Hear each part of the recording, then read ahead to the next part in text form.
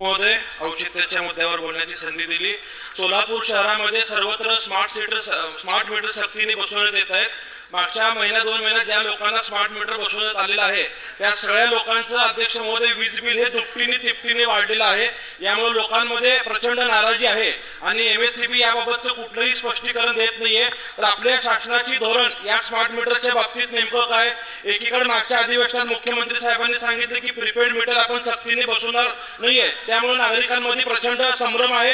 काही लोकांच्या घरभाड्याच्या दुपटीने हे वीज बिल येत आहे। तर माझी अशी आपल्या माध्यमातून सरकारला विनंती आहे की एमएससीबीने याबाबत सविस्तर स्पष्टीकरण द्यावं आणि जे काही नागरिकांमध्ये मनामध्ये संभ्रम झालेला आहे की पूर्वी आमचं बिल समजा 500 रुपये येत होतं तर दुसऱ्या महिन्यातलं स्मार्ट मीटरचं बिल हे थेट 1000 किंवा 1500 रुपयाला आहे। यात जर काही तांत्रिक चुका असतील तर स्मार्ट मीटर सक्तीने बसवण्याबाबत ह्या सरकारने स्थगिती द्यावी अशी मी आपल्या माध्यमातून विनंती करतो।